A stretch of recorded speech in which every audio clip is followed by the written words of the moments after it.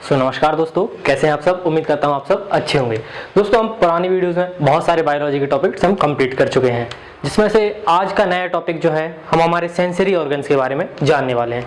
Sensory organs क्या होते हैं? जिनसे हमारे लिए किसी बाहर की चीज़ का आभास होता है, या जिसके बारे में हम जान सकते हैं कि बाहर क्या चल रहा है, बाहर का टेम्परेचर क्या है, बाहर क्या चल रहा है, सामने क्या हो रहा है। हम किसी चीज़ को देख सकते हैं, हमें किसी चीज़ का सेंस होता है, या हम किसी चीज़ को कोई हमें छू कर गर्म है या ठंडा है।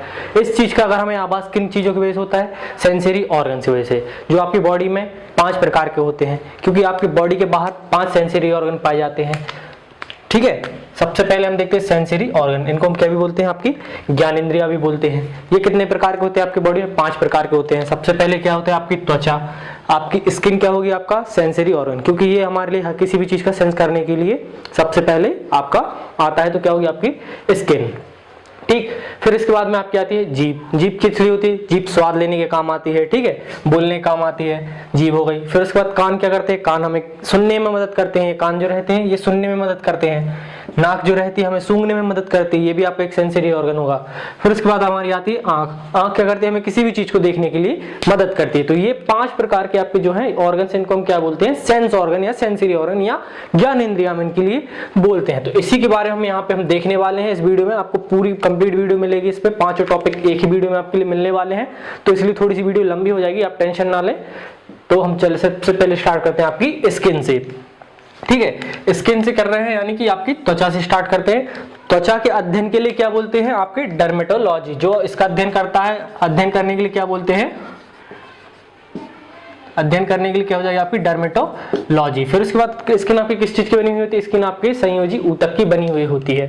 ये क्वेश्चन मैंने बहुत छांट कर बनाए हैं, क्योंकि ये टॉपिक्स ऐसे हैं, आपके शॉर्ट नोट हैं, कि जिसमें से क्वेश्चन जो पूछा जाएगा बस वही यहाँ पे लिखा हुआ है। सबसे पहला आपका हो गया अध्ययन। अध्ययन को क्या बोलेंगे? डर्मेटोलॉजी। ठीक है, फिर उसके बाद स्किन आपकी किस चीज की बनी हुई होती है? आपकी संयोजी ऊतक की बनी हुई होती है।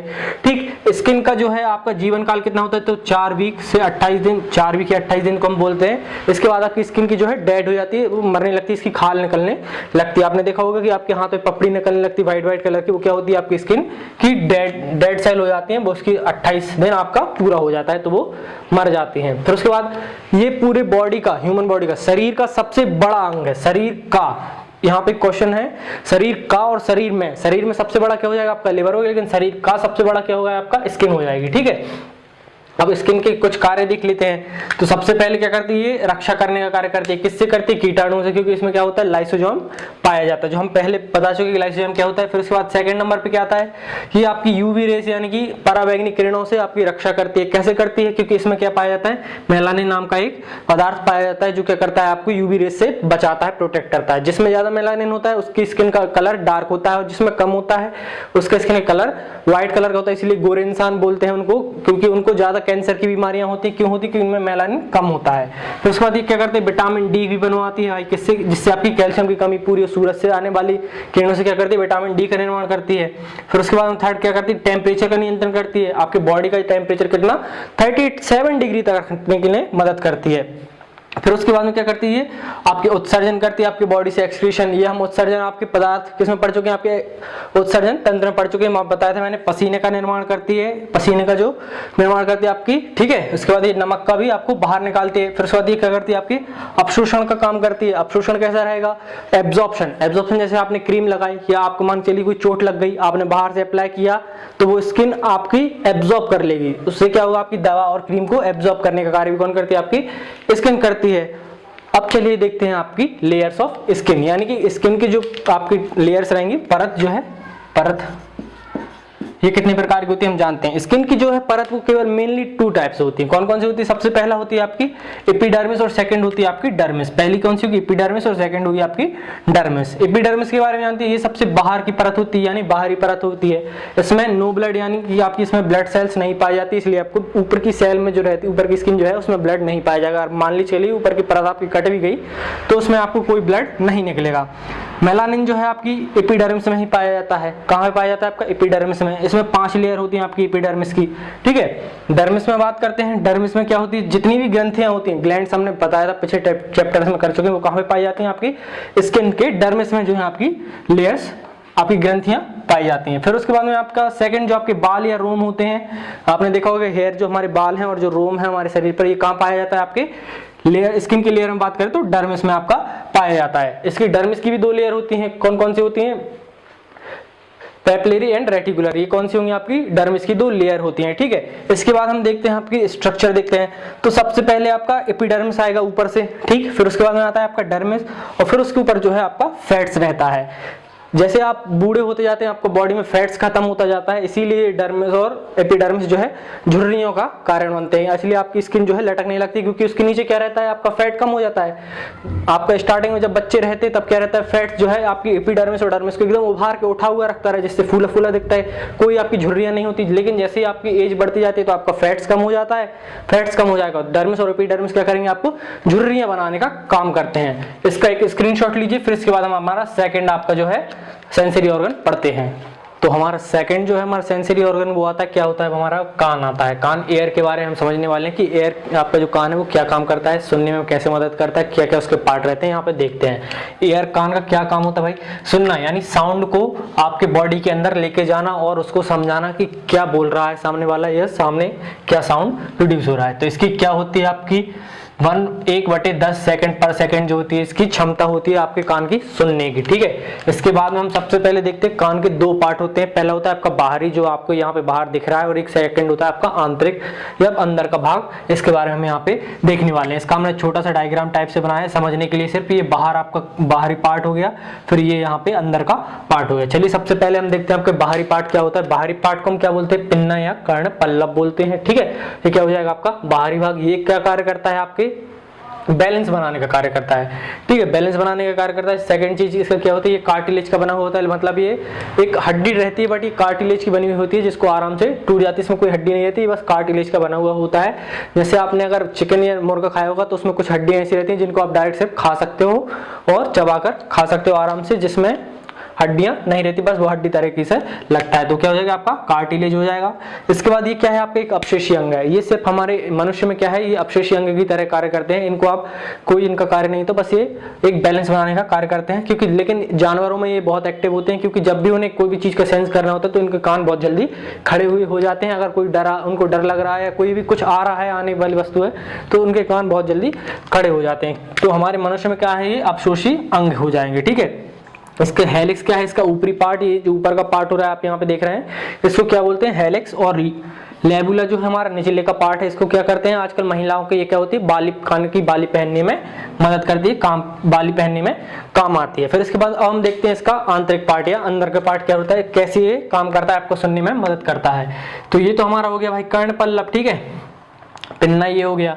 फिर इसके बाद सेकंड नंबर आता है इसका आपका कैनल का, ये आपकी कैनल हो जाएगी, ठीक।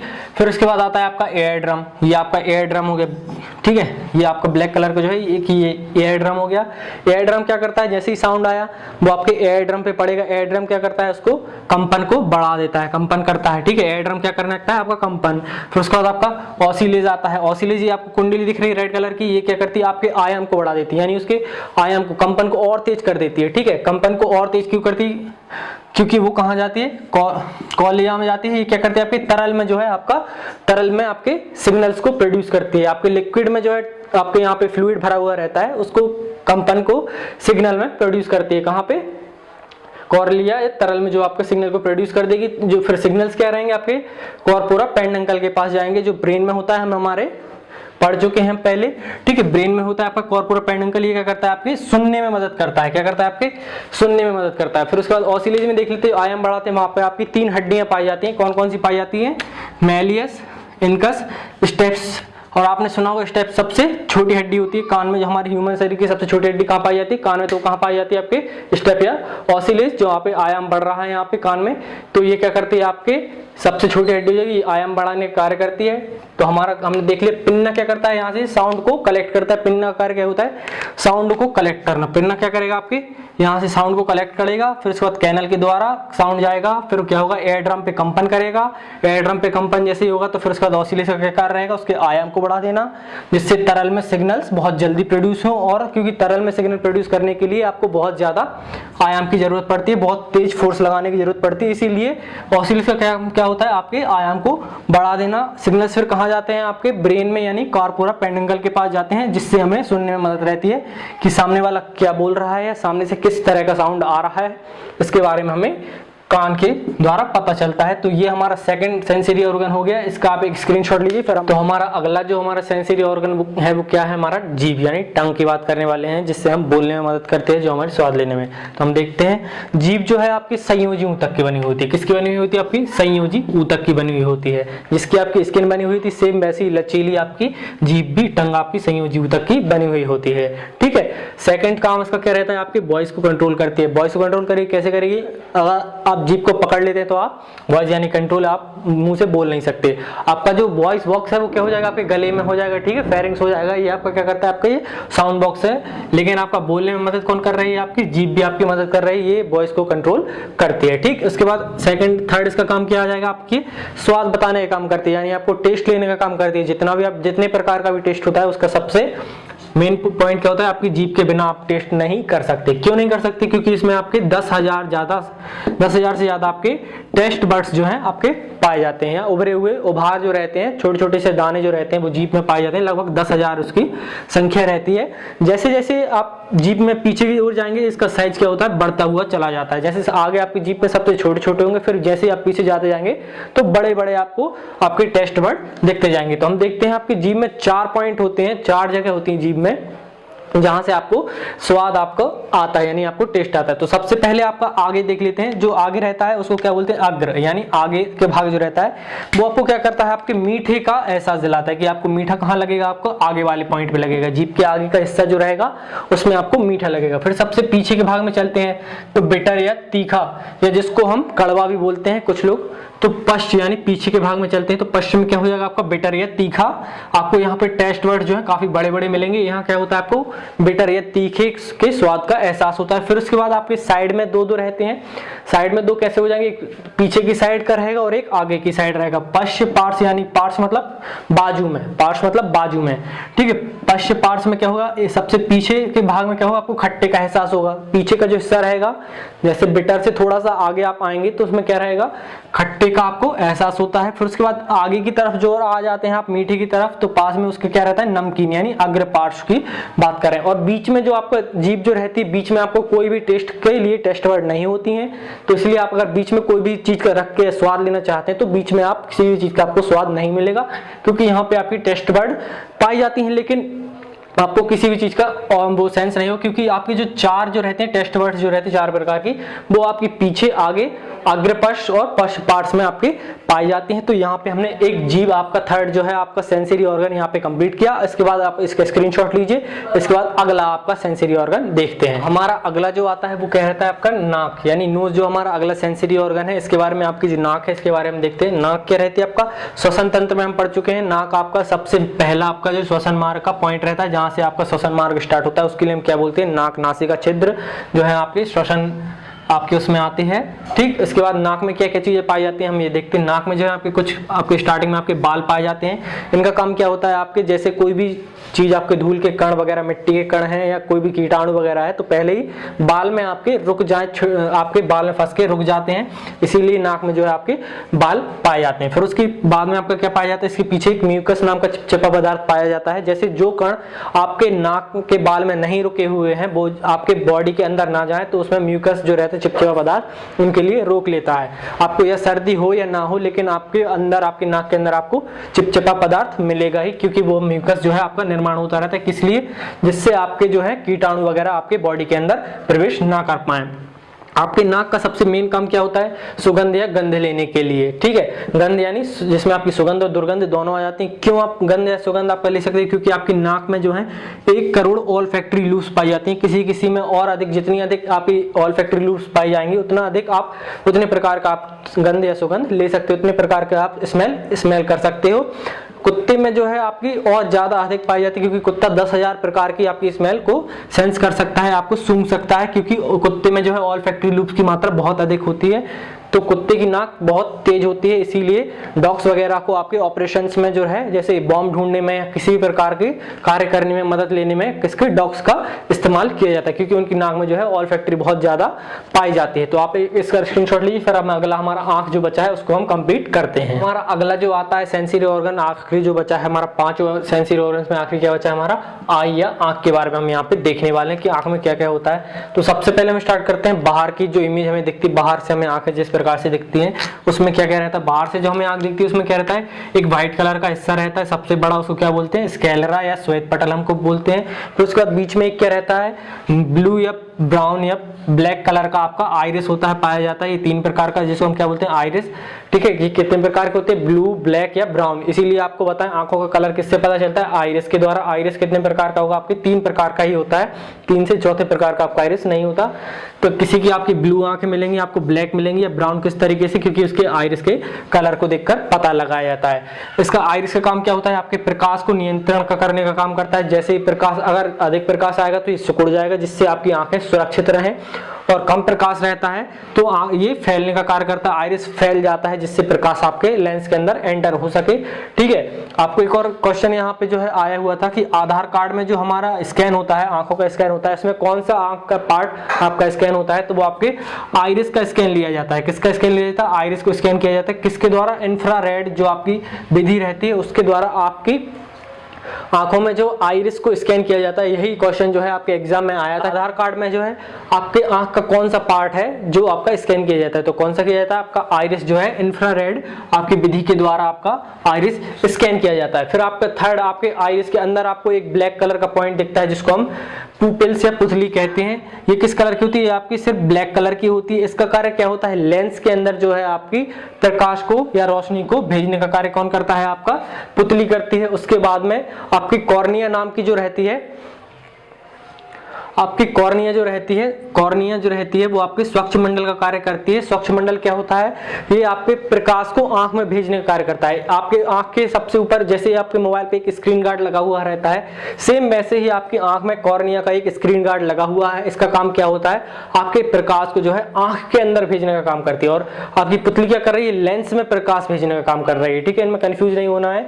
और आपको एक बात और, नेत्रदान में जैसे हम किसी को आई डोनेट करते हैं तो उसमें हम अपना कॉर्निया ही आपको डोनेट करना पड़ता है, क्योंकि पीछे का हिस्सा सबका सेम होता है, सिर्फ कॉर्निया ही खराब होती है। क्योंकि जैसे आप मान के चलिए आपका स्क्रीन, मोबाइल का स्क्रीन गार्ड है, अगर वो टूट जाए तो आप पूरा मोबाइल चेंज नहीं करेंगे, सिर्फ आप उसका स्क्रीन गार्ड चेंज करते हैं, तो खराब होने वाला हिस्सा कौन सा हो जाएगा, आपका कॉर्निया। तो नेत्रदान, आपकी आई दान में आप जो करते हैं, आई डोनेट करते हैं, तो उसमें क्या हो जाएगा, आपका कॉर्निया ही आप डोनेट करते हैं। तो इसका आप स्क्रीनशॉट लीजिए, फिर इसके बाद आगे समझते हैं। अब हम देखते हैं आंख के आंतरिक पार्ट की जो अंदर की इमेज जो रहती है वो क्या रहती है। तो ये हमने एक डायग्राम बनाया है सिर्फ समझने के लिए। इस प्रकार से आपकी एक आंख रहती है गोल तरीके से।